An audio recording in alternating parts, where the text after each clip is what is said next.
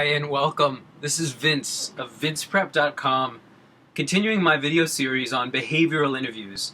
How to pass your behavioral interview is still the most popular post on my website, and so I've decided to make a video series delving into and sharing the tips that I use to help people pass their behavioral interviews with MIT Sloan, admissions officers at the MBA program, as well as alumni interviews with Stanford, GSB, and increasingly I'm doing a lot of job interview training for people who have job interviews or internship interviews. Behavioral interviews are everywhere, and they're not as scary. You shouldn't be scared of them. It's really just a way, it's a framework, it's a structure for telling stories, and once you get the hang of it, it's really sort of common sense. I'm a consultant, okay? And I can tell you from experience, consultants need to prove their value.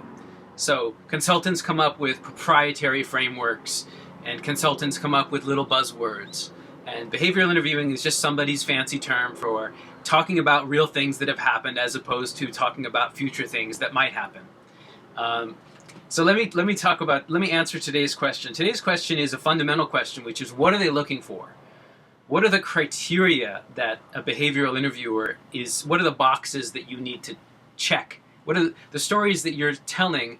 The stories that you're telling should be designed to prove that you have the ability to do three things, at least three things. This is a good list. There may be four, there may be five, but at least three things: influence others, build relationships, and drive. I don't mean drive a car. I mean drive results or make impacts. Right? You can get things done. So let's talk about these each one by one.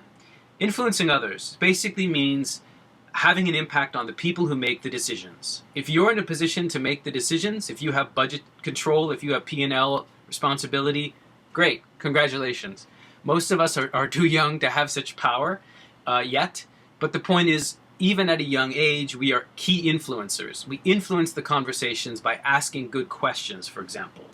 So the question behind the question here is, if I'm your interviewer, I'm asking myself, do you inspire me in this moment with your story? So there's a bit of emotional storytelling to this whole thing.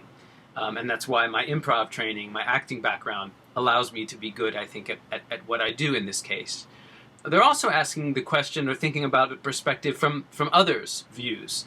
Will you inspire your professors, for example, in an MBA program? Will you inspire your peers, your colleagues? Or in the future, will you inspire your co-workers? I'm using inspire instead of influence. They're related. Maybe I should stick to influence. Anyway, are you influential?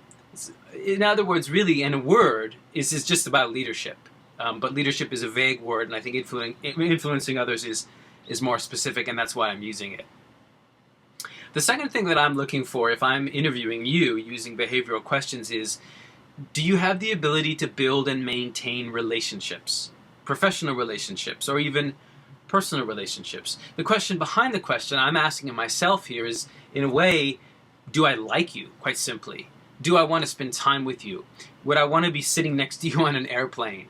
Are you the kind of person I'd want to have dinner with, or whatever, have coffee or a drink with? If I'm organizing an event, a private party or a gathering, would I introduce you to my friends? Would I introduce you to my network?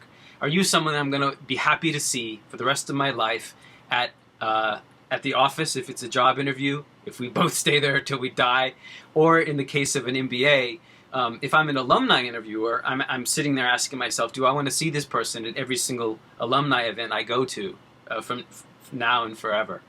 And if I'm an admissions officer, I'm protecting my relationship. If I admit this person, will I get negative? Will it hurt me? Will it hurt my reputation? Will people be upset that I, as the gatekeeper of this school, have let in this person?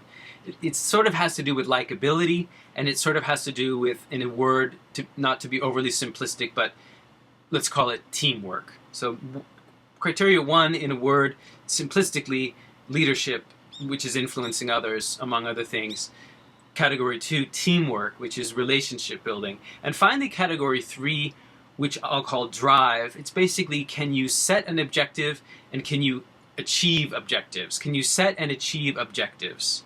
And I'm going to edit my stuff as we talk. Can you set and achieve objectives?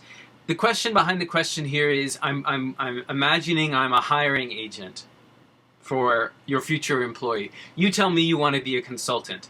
So it's a role play. So I imagine I'm the hiring manager at Bain, Boston, McKinsey, wherever, or wherever it is you're trying to get to. I put myself in that role. Can you deliver? Can you save me money? Can you make me money? Right? Would I want to be your employer? So this really matters from the perspective of career services. Will you get a bunch of job offers? Will you be satisfied, again, from an MBA perspective? Or, even more directly, in an HR type interview, will you do more for me than I do for you? Will you make more for me than I pay you? Will you save me more than I'm paying you in your salary? Will you set objectives and achieve those objectives? So, summarizing, when you're figuring out the stories you want to tell in your behavioral interview, I strongly encourage you to select a wide range of stories from the recent past and maybe a few from the more distant past, but especially in the last 2 or 3 years, a bunch of stories that show you influencing others, building relationships, and achieving results and making an impact. I'll talk more about each of these 3 categories, and I'll give actual questions and dig into the questions behind those questions in future videos. For now, thanks as always for watching. Subscribe to this channel if you want to be the first to know when a new video is uploaded. YouTube does that for me. I don't have to alert you. Subscriptions are growing. My channel is really, really growing. I'm proud of it. I enjoy doing it. And I thank you for your time and attention. I wish you the very best with your behavioral interview. Bye for now.